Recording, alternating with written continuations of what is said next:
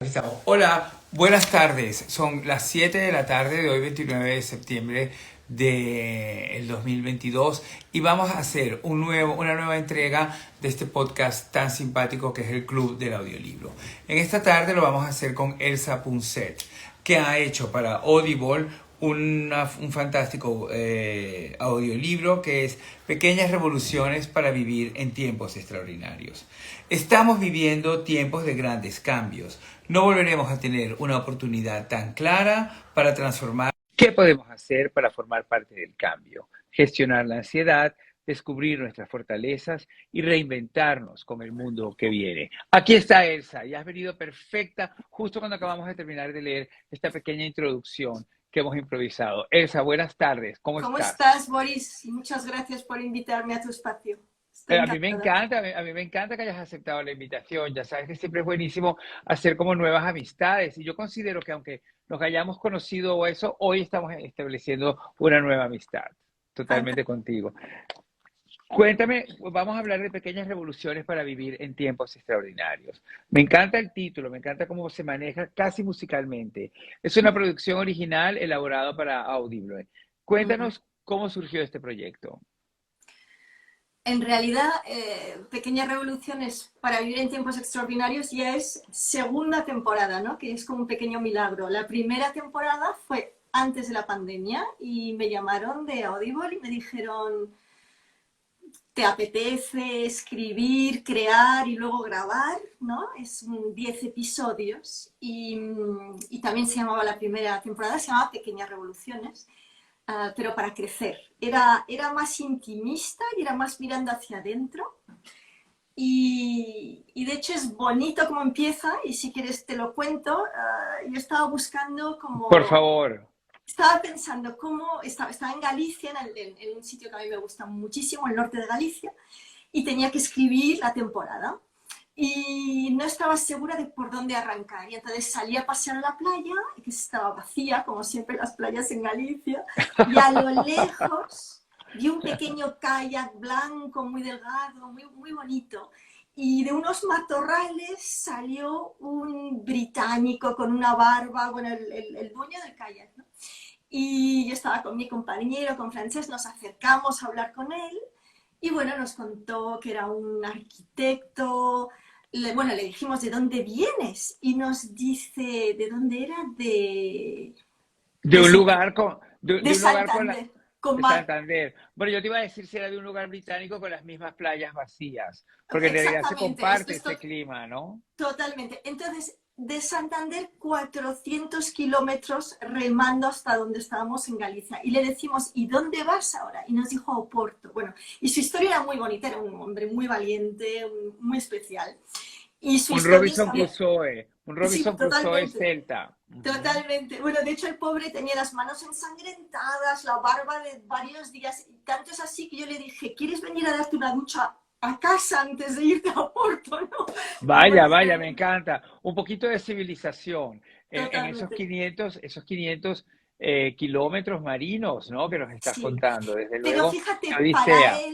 para él Boris era un reto y me pareció muy simbólico para las pequeñas revoluciones para crecer, que era la primera temporada, como te digo, era muy simbólico que él se había enfrentado a una gran enfermedad, la había superado y había decidido que ya no le tenía miedo a nada y que su gran Bravo, amor el mar le iba a dedicar mucho tiempo. Y entonces bravo, bravo, arranqué bravo, así la bravo. temporada Y en cambio, luego viene la pandemia y bueno, la verdad es que la primera temporada funcionó muy bien, conectó con muchos oyentes y entonces Y, Audible me dijo, Elsa, odio interrumpirte en tu discurso, sí, pero no, ¿crees que tuvo algo que ver la soledad que todos sentíamos, en la impresión que sentimos durante el confinamiento para que prosperara también tu pequeña revolución?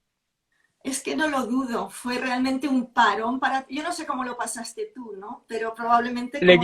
Leyendo mucho, pero si hubiera sabido de la pequeña revolución, porque, porque es que también que todo este mundo a todos nos ha asombrado muchísimo recién ahora, ¿no? Pero para mí fue importante leer y también entender el recogimiento, ¿no? Pero estoy seguro que debes haber propiciado muchísima compañía con tu pequeña revolución.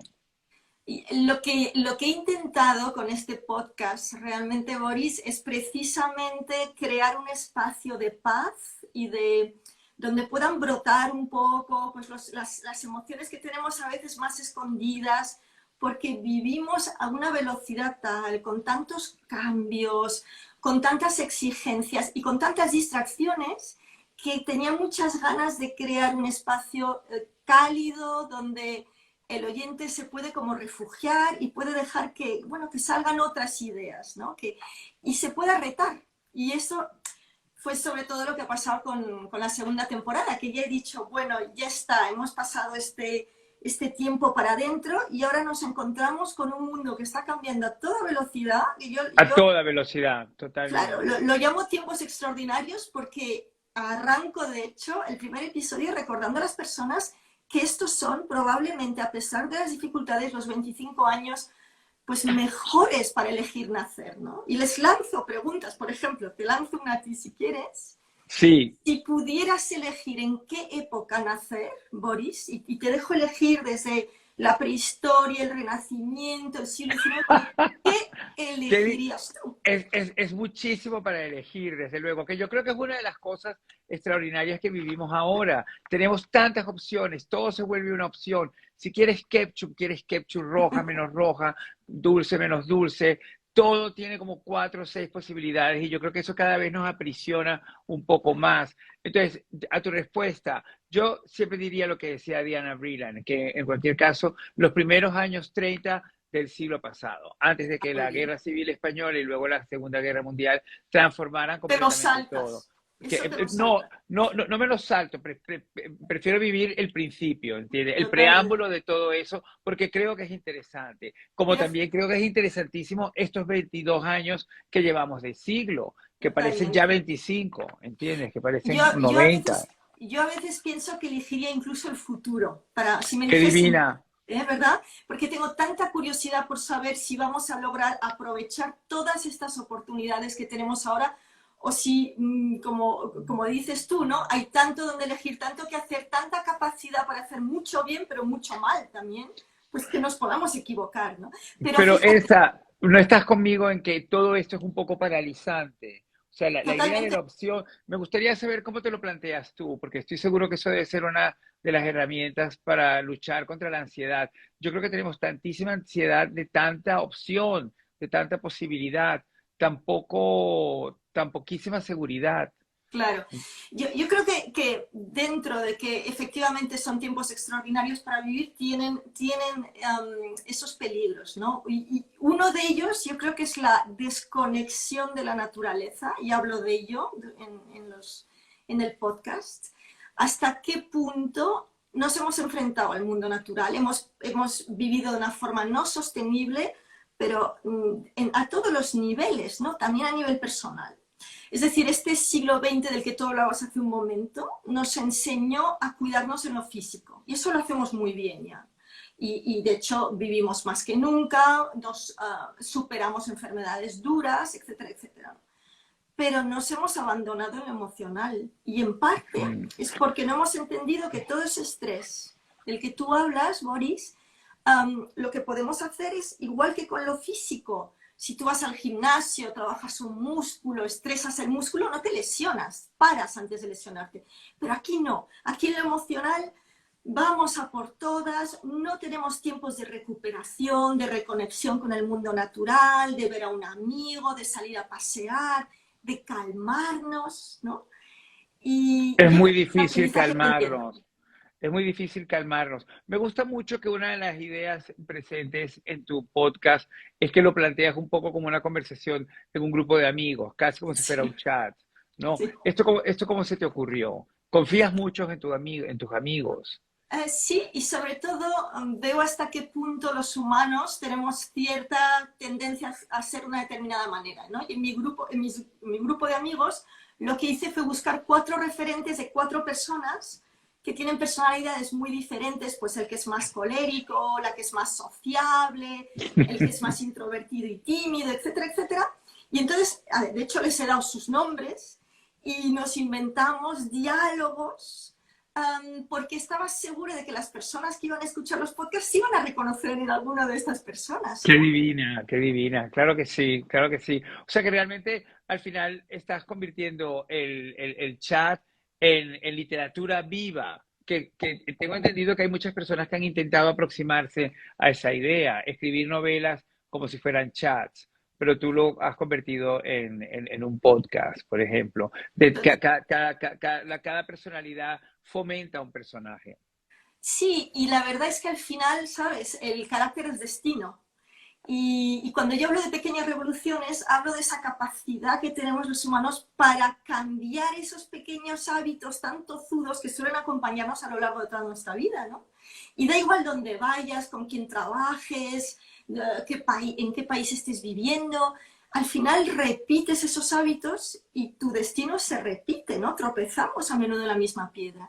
Así que uno de los mensajes de pequeñas revoluciones para vivir en tiempos extraordinarios es, oye, a lo mejor te acompaño a pensar un poco en qué son esos hábitos que podrías cambiar, qué pequeñas revoluciones puedes hacer en tu vida para de repente transformarla en un camino que es el que tal vez ahora quieras, ¿no? Y este es un momento de transformación colectivo e individual. Así que, por ejemplo, hablo mucho de lo que es lo que llaman la gran dimisión. Nos estamos replanteando todos, oye, podemos cambiar de trabajo. Venimos de una sociedad, y tú y yo hemos vivido una sociedad muy estable, muy jerarquizada, ¿no? Donde las cosas duraban mucho tiempo. Y Y hemos el, vivido, y el, ¿verdad? el mérito y el esfuerzo tenían Sí, unos lugares muy ubicados. Ujú. sí, y normalmente no cambiabas de profesión, ¿no? Y ahora vamos a esta sociedad mucho más fluida, pero donde a veces nos cuesta reconocer que puedo reinventarme. Yo, por ejemplo, tengo un amigo profesor que le dice a sus chavales, les dice, ¿qué 4 o 5 cosas vas a querer ser a lo largo de tu vida, ¿no? Y eso es bonito. Claro, Me encanta, me encanta, me ¿tú encanta qué llegar a ese serías, momento. Boris? Cuéntame, ¿tú qué Hombre, cuatro? bueno, yo creo que un poco lo que yo he hecho, yo en realidad siempre pensé que quería ser escritor, pero sin darme cuenta me convertí en comunicador y en estrella de la televisión, que es algo que realmente no estaba en mis planes, de verdad. Ser famoso también era algo que me interesaba, pero me interesaba mucho para investigar sobre la fama y el por qué me parecía tan atractiva la cultura de la celebridad. Todo eso lo he hecho, pero también ahora de repente me he convertido en una persona con un podcast, intercambio opiniones, también chateo muchísimo, me gusta opinar a través de Twitter, aunque creo que soy muy cauto porque me molesta el ruido que genera. Pero tú eres básicamente un gran extrovertido. Es un Sí, rasgo de personalidad que tú obviamente tienes, ¿no? Y el mundo es, este mundo, este siglo XXI digital, hiperconectado, es más fácil para los extrovertidos, ¿no? ¿tú Para, crees? ¿Tú crees? Sí, sí, tú sí, crees. sí, claro, porque incluso O la sea que fama te es, gusta, la comunicación te gusta. Yo soy una introvertida, a mí me cuesta esa parte de la vida. A mí lo que me gusta es retirarme a pensar, a escribir, a compartirlo con mis lectores. Entonces, incluso el formato podcast, fíjate, a mí me ha obligado como a comunicarme en más niveles, con la voz, con los sonidos. Yo les he ido grabando mm, sonidos en la playa que me gustaban, ¿no?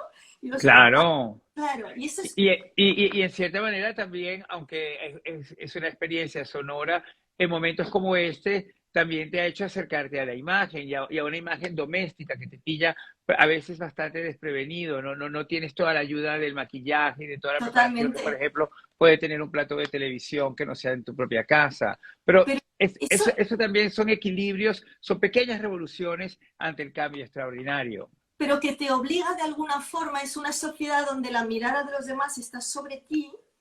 Y yo sé que, bueno, es fácil y se les reprocha mucho, ¿no? Las redes sociales, que mentimos en las redes sociales porque nos mostramos solo una parte de nuestra vida, pero yo creo que eso cada vez todo el mundo tiene más claro que, bueno, que al final tiene valor ser auténtico, reconocer que la vida es como es, que es difícil, que nos Mm, equivocamos, que hay mucho fracaso. Me gusta hablar de todo eso en los episodios del podcast porque yo creo que hay que rehumanizarnos, ¿no? No somos, no sé, actores en un gran teatro, sino que nos ha tocado esta aventura extraordinaria de nacer, de convivir juntos este ratito breve que da la vida, ¿no? Y yo creo que el poder aprender a gestionar todas esas emociones tan complicadas que llevamos, el descubrir que tiene la fuerza, ¿no? Que tenemos la fuerza de transformarnos, Ya, ya. pues, pero es que no nos han enseñado cómo, ¿no? Y yo ahí siento que muy a menudo nos enseñan cosas que no sirven de mucho y sin embargo algo tan básico como conocerte a ti mismo y poder gestionar todo ese capital humano, pues cuesta más aprenderlo. Me gustaría ahora que en este momento de la conversación, ¿cuál es el momento en que decides dedicarte al desarrollo personal? Um, Mira, yo en realidad estudié para hacer música Ujú. y estudié piano y composición, pero realmente y luego como lo compaginé con estudios de filosofía. Y cuando terminé, mi tutor en la universidad me dijo, y ahora vete a estudiar psicología, que es lo que de verdad te interesa. Y yo ¡Qué creo, maravilla! claro, yo creo que me pasó esto, Boris, porque yo soy una persona bastante emocional, bastante intensa, y a mí me costaba mucho gestionar esas emociones. Ya, Y, ya. y me molestaba cuando me decían, bueno, es que las emociones son ciegas, ¿qué se le va a hacer? Es que esto es así. Y yo quería entenderlo, ¿no? Y Mm, tardé mucho en entenderlo, no creas tú que me fue mm, fácil. Y creo ya. que lo entendí realmente cuando nacieron mis hijas y empecé a realmente decidir, mira, para ser una buena educadora, una buena madre, tengo que entender qué nos pasa por dentro. Y luego descubrí, tuve mucha suerte porque pude trabajar en programas de televisión como El Hormiguero, Ya, como Redes, claro. donde podías ver la fuerza que tiene, tú sabes la fuerza que tienen los medios de comunicación, sobre todo la televisión, la radio ¿Y, también, ¿no? y cómo pueden ayudar? ¿Cómo pueden Ayer, ayudar? Es extraordinario. ayer conocí a un grande de la televisión histórico, que es Alfredo Amestoy, a veces muy polémico, pero tuvo al final del programa donde coincidimos ayer un alegato por la televisión, defendiendo que la televisión realmente es un medio de comunicación que enseña, que cambia, que modifica, que otorga muchísimas herramientas. Yo creo que ahora le otorgamos ese poder de las herramientas a conversaciones como la nuestra, al móvil, a los podcasts, a todo lo que la tecnología nos ha ofrecido. Yo, Pero yo, la televisión fue la puerta de entrada a todo eso. Me yo pareció entender recuerdo ayer. una cosa muy bonita que me dijo Pablo Motos cuando empecé a trabajar en El Hormiguero. Yo nunca había hecho televisión en directo en prime time, es una cosa que te puede paralizar un poco, ¿no? Bueno, tú estás muy acostumbrado y yo era nuevo para mí, pero hay una Claro. cosa donde conectamos muy bien que me ayudó mucho. Me dijo, Elsa, no te estoy ofreciendo una sección, te estoy ofreciendo una misión. Qué Y maravilla. yo ahí lo entendí, me dijo, porque yo tengo todas estas horas de televisión y quiero dar cosas de valor a las personas, ¿no? Y entonces ahí Claro. yo vi que el entretenimiento y el conocimiento pueden fundirse realmente, ¿no? Y puedes de una Abso- forma abso- divertida y ligera enseñar.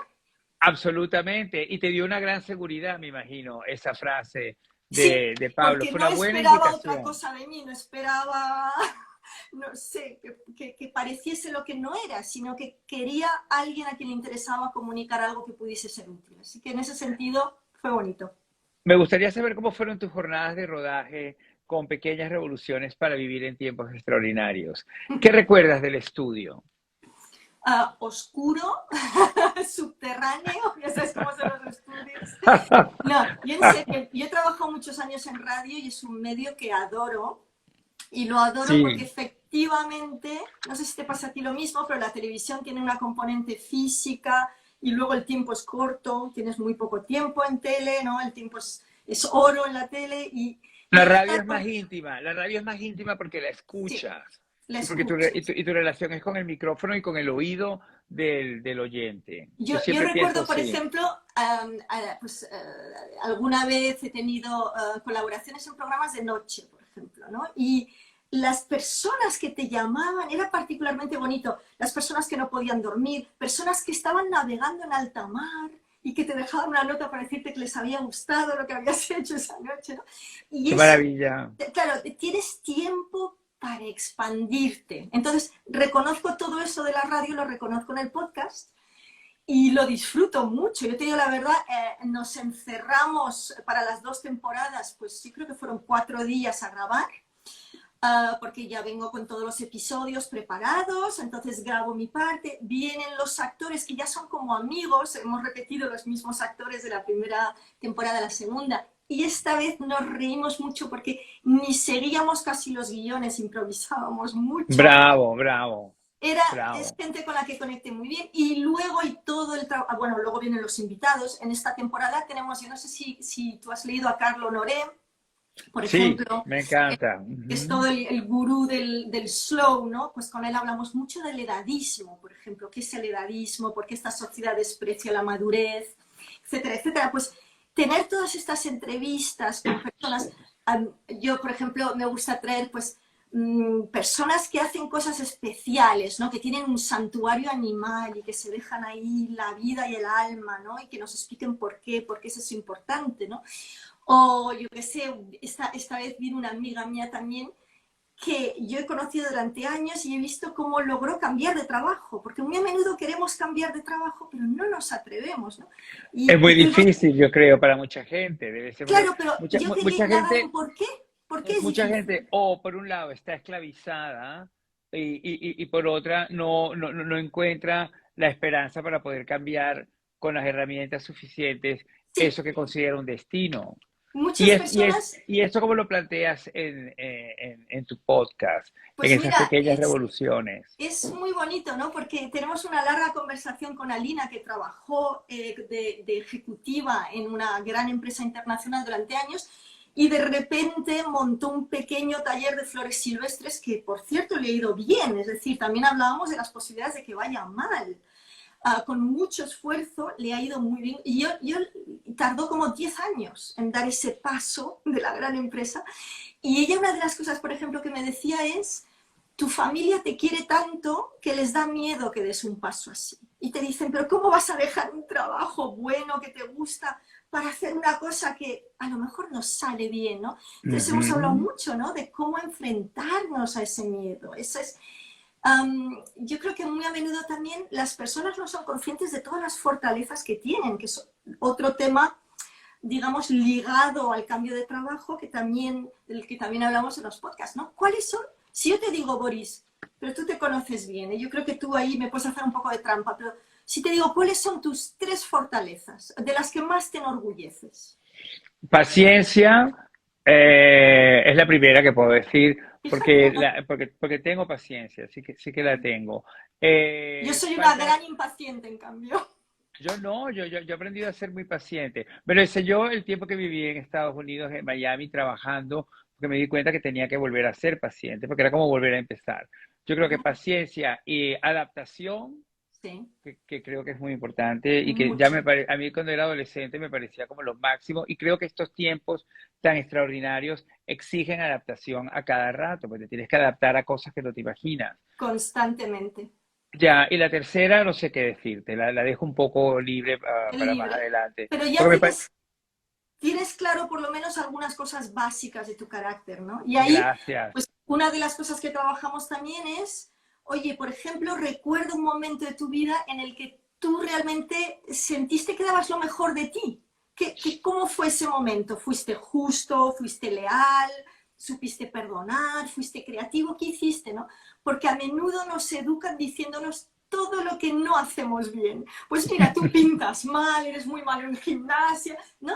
Y es todo negativos, pero no solemos trabajar desde la fortaleza. Vale, y te quiero hacer una pregunta. ¿Crees que eso ha sido un error en la educación que, por ejemplo, hemos recibido nosotros desde generaciones anteriores, que no nos han sabido fortalecer ese tipo de cosas, sino que lo Sí. que nos han dado es como el no, como prácticamente como pilar fundamental?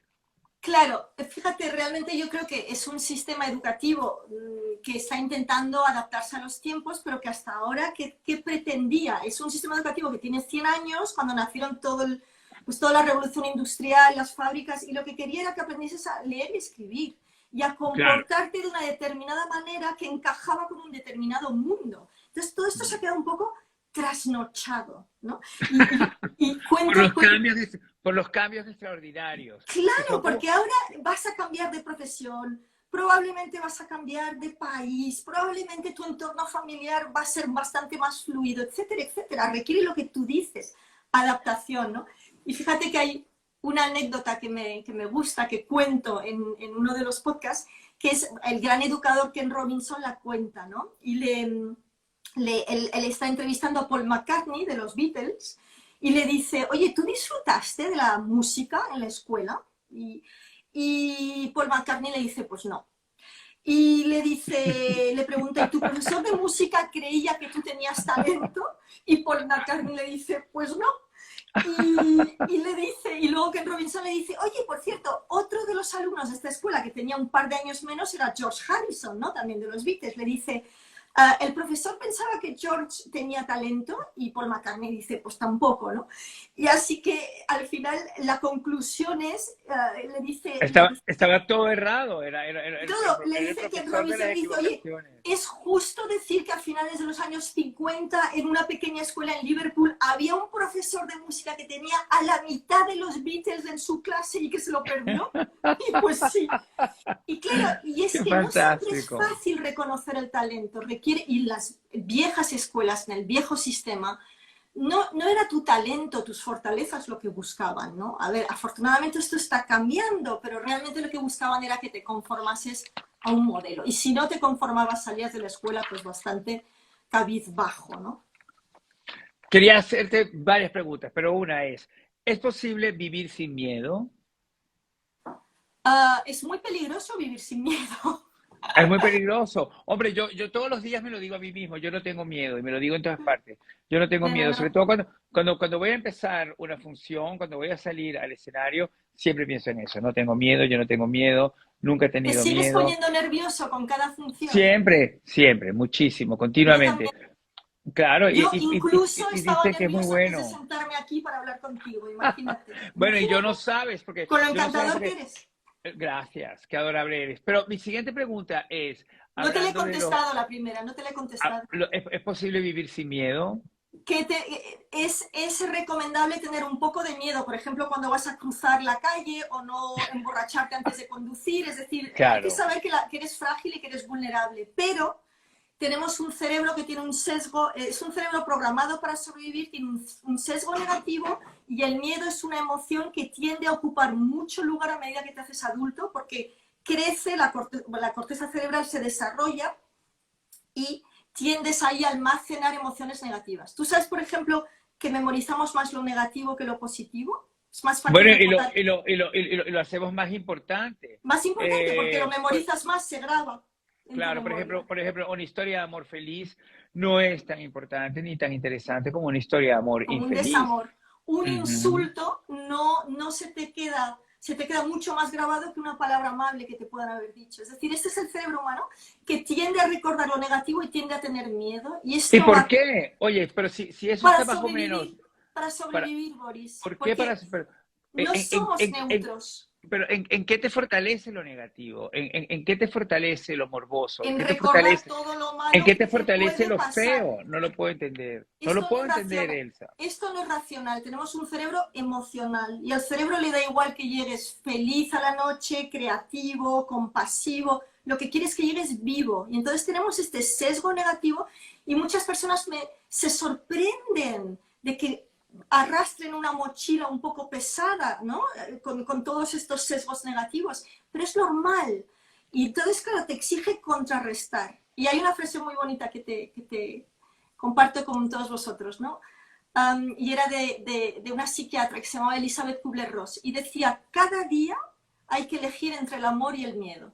Cada día, ¿no? Estoy muy de acuerdo. Es un poco eso, el amor en su sentido de alegría, de arriesgarte, de hacerte vulnerable, de acercarte a los demás, y el miedo, me protejo, no me acerco, no vaya a ser que me pase algo. Pero hay un poco de equilibrio allí también, es una pequeña revolución. Es una pequeña revolución porque muchas veces el amor da miedo, da miedo entregarte muchísimo, creer en él, en lo que el amor puede hacer en ti. Es que además, Boris, hay que reconocer que la vida es difícil. Y yo creo que ese es un concepto que en esta sociedad un poco de la distracción y un poco más hedonista estamos olvidando. Es decir, aunque sean los mejores tiempos y tiempos extraordinarios para vivir, vivir es difícil. Estás sometido a pérdidas constantes, aunque solo sea de juventud, de salud. Tus hijos se van de casa, dejas de creer en el Papá Noel, dejas de creer que eres inmortal, etcétera, etcétera. Todo eso son pérdidas, ¿no? Así que esa Hablabas, es... me ha gustado mucho el ejemplo del profesor de música de la parte de los Beatles que nos has Liverpool. contado, lo difícil que es reconocer el talento, pero también no es muy difícil otorgar afecto o encontrar afecto. No. Lo que es difícil, no es difícil ni querer ni enamorarse. Lo que es difícil es mantener una relación en el tiempo. Eso es difícil.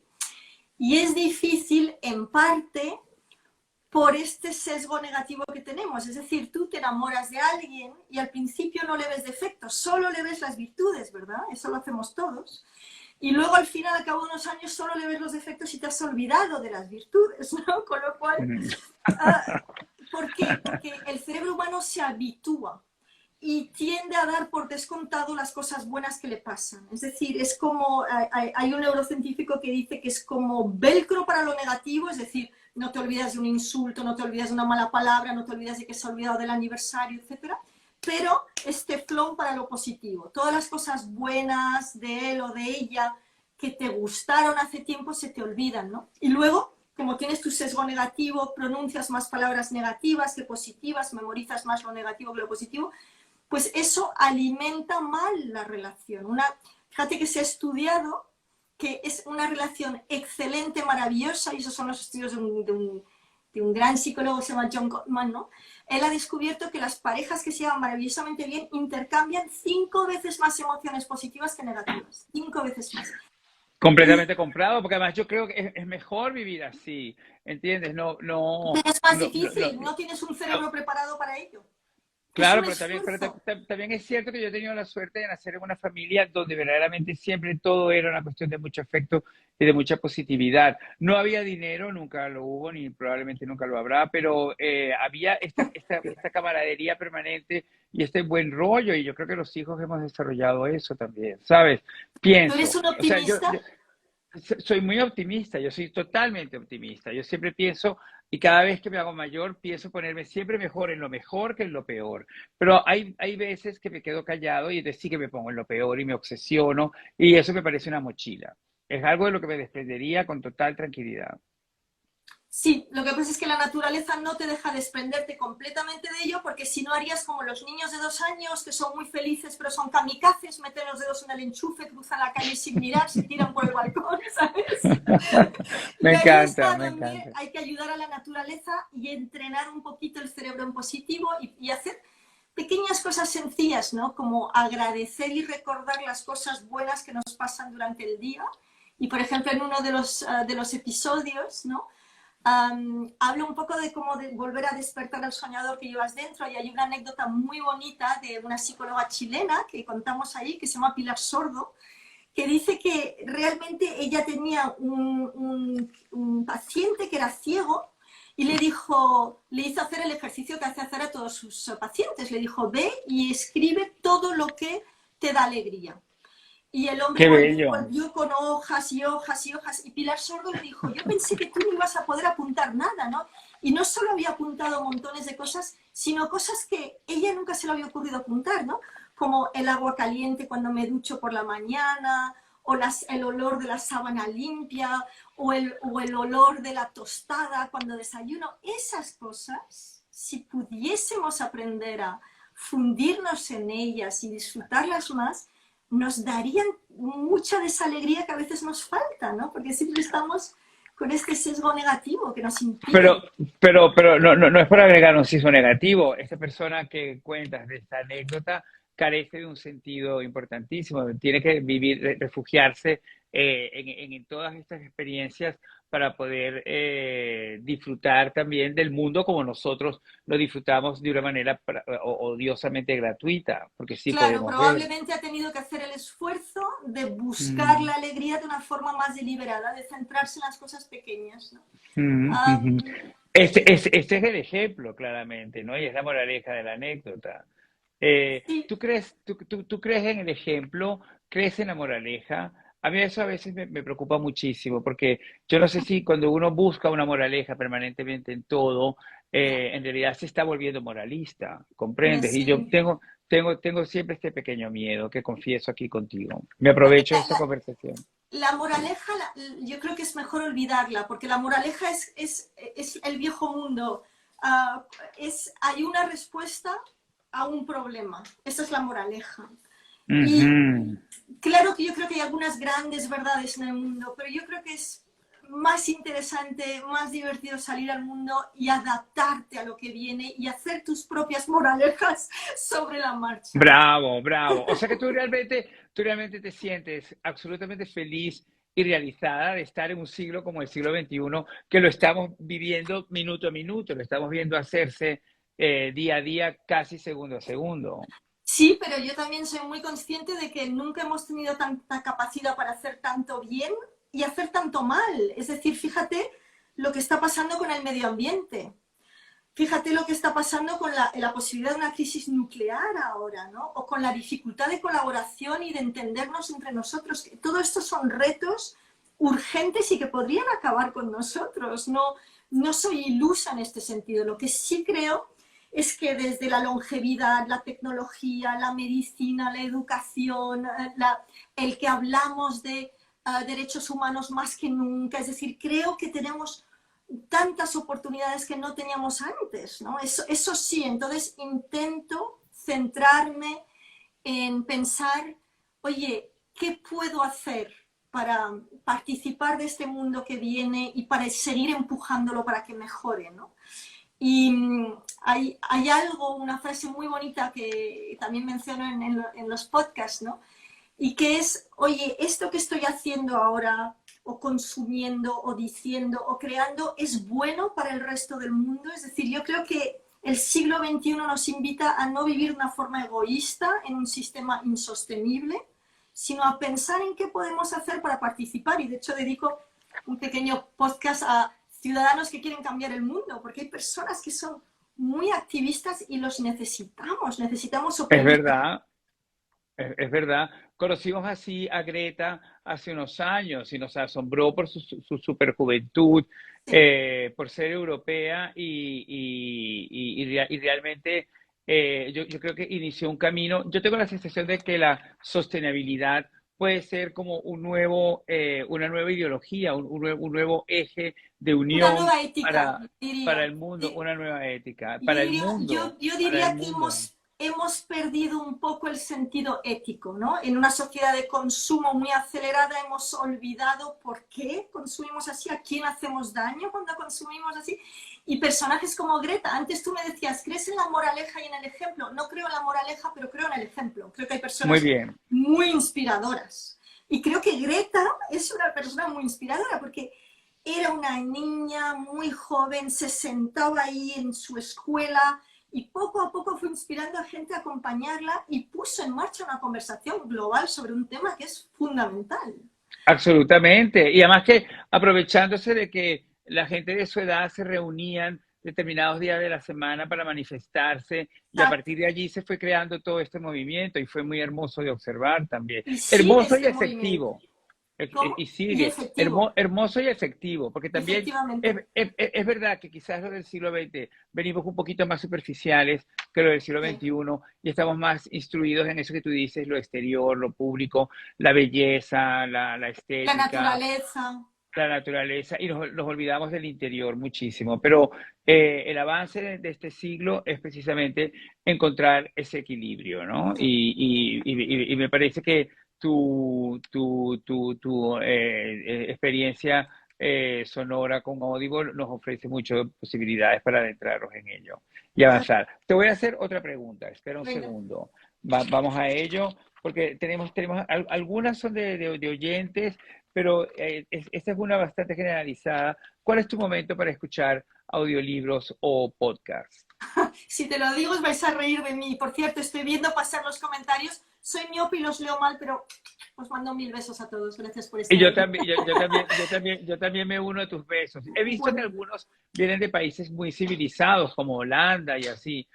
sociedades muy intelectuales o muy inteligentes, que manejan mucho las inteligencias. Pero vamos a reírnos entonces. ¿Cuál es tu momento para escuchar audiolibros o podcasts? Vale.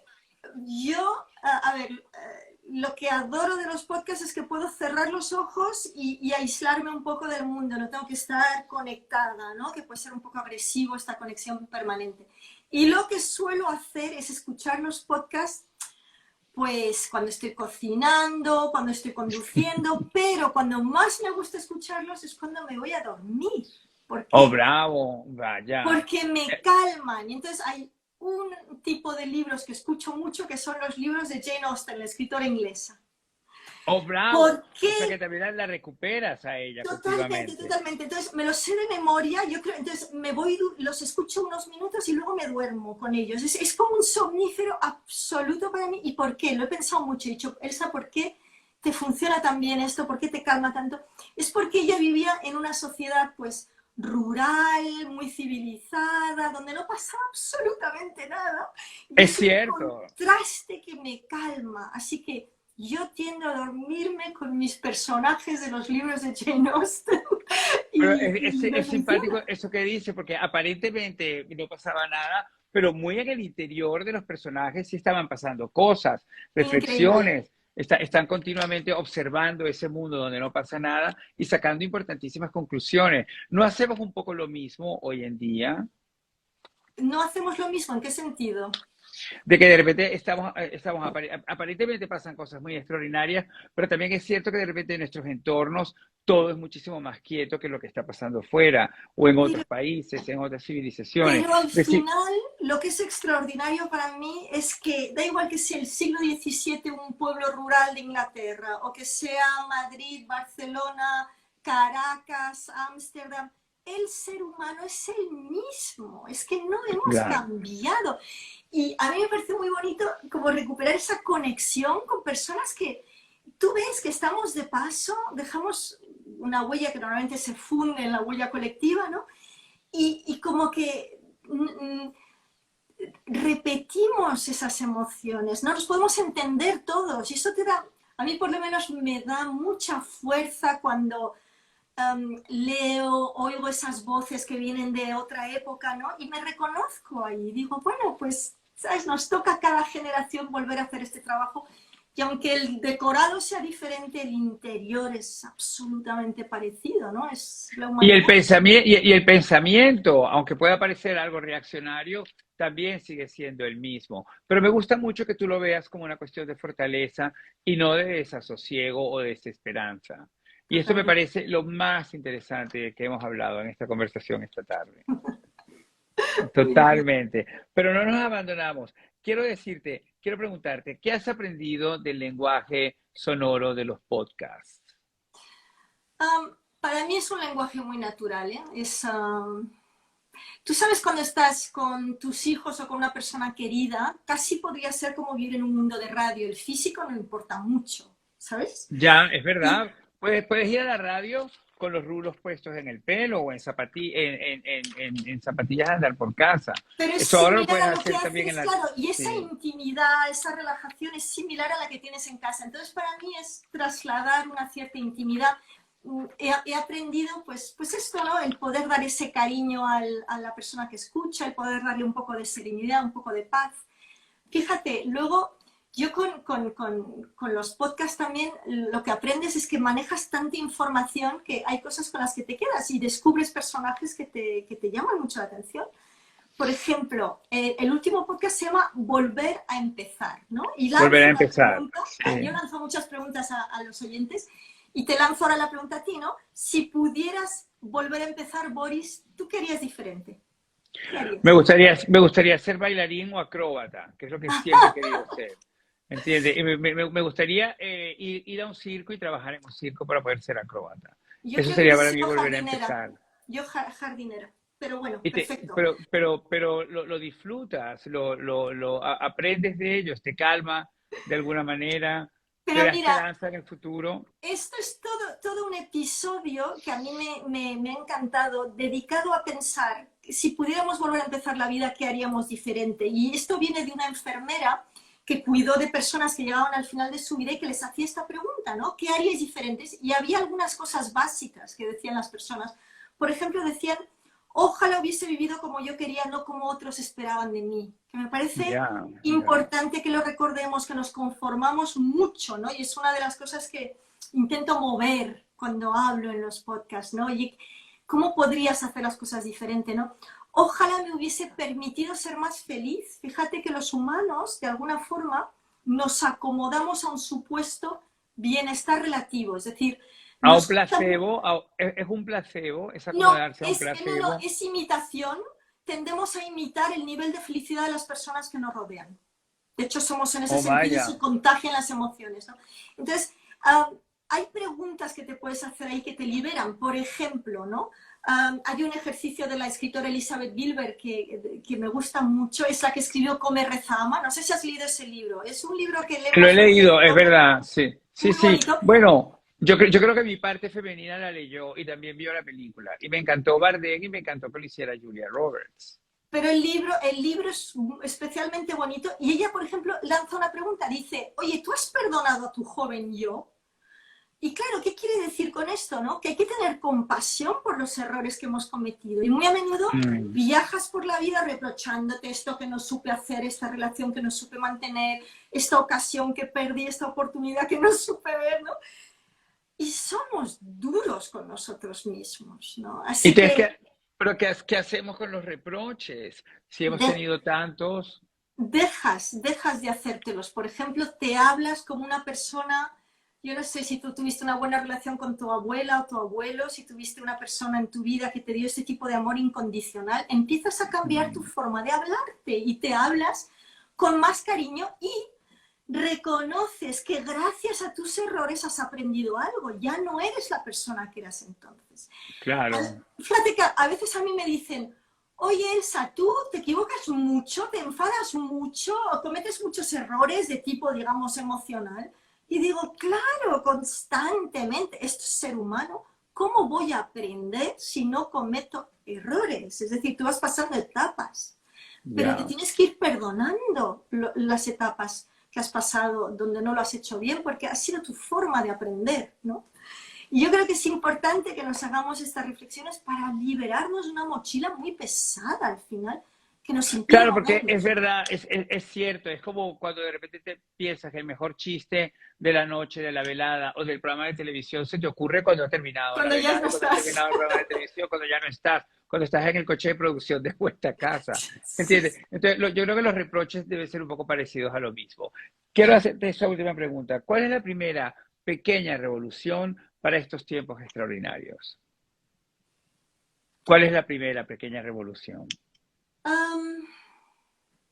Es una pregunta difícil, pero yo te diría que la batalla más difícil para los humanos es contra la codicia y contra la desesperanza. Claro, ambas juntas, van unidas, ¿no? Tenemos como dos lobos dentro que pelean. Es una dura lucha el ser humano, ¿no?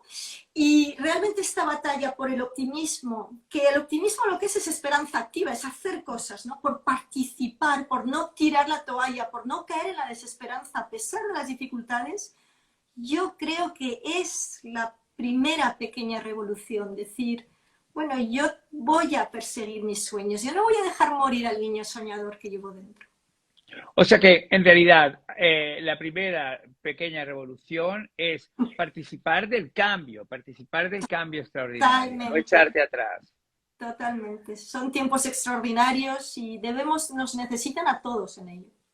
Elsa, hemos estado acompañados, yo, del cohete con el que Tintín viajan a la luna, y tú tienes al Capitán Haddock detrás tuyo. Bueno, es Tornasol o es Haddock.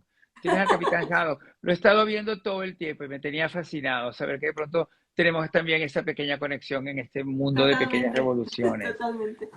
Pues me encanta. Me ha encantado aquí Francés me da el otro, el Tintín. Mira, aquí está el Tintín fabuloso. Yo creo que es un personaje tan atractivo, Boris, por esto, porque va con su mochila, va ligero, no siempre todo le sale bien, es muy humano, ¿no? Pero nunca pierde la esperanza. Yo creo que es muy Es- representativo de y, lo que hemos contado. y se adapta continuamente a cosas. Constantemente. Es un periodista que tiene aspecto de niño eterno y va por el mundo haciendo aventuras importantes. Sí, Eso también, sí. pues, me encanta que compartamos ese espíritu y que lo hayamos compartido con quienes nos han Y tiene un acompañado en perro este podcast. maravilloso.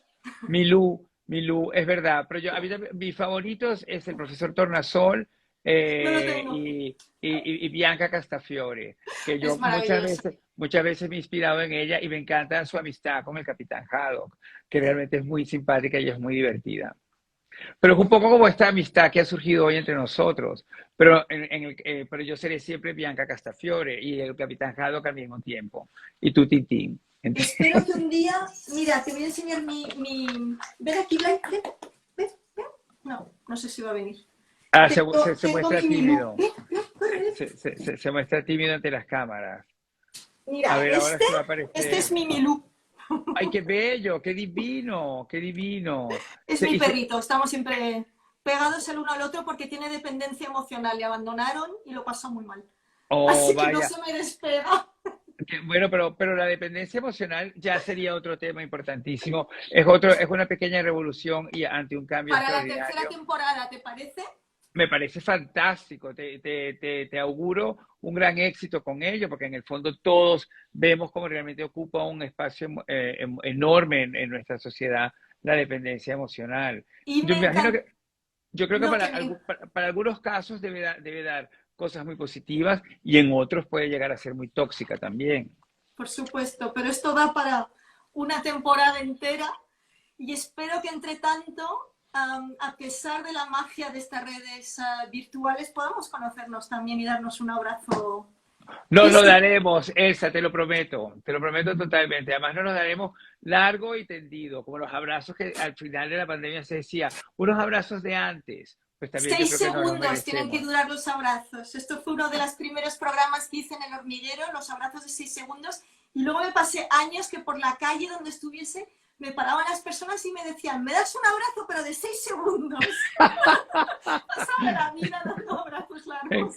me encanta. Bueno, pues te mando uno de 6 segundos, muy grande, y agradeciéndote muchísimo esta conversación hoy en el Club del Audiolibro. Igualmente, gracias a todos los que estabais ahí al otro lado, de todos los países donde estáis. Y Boris, gracias por invitarme. Un beso enorme, gracias a ti. Nos Chao. vemos pronto y nos damos ese abrazo Ese pronto. abrazo de 6 segundos. Chao. Chao, chao, chao, chao.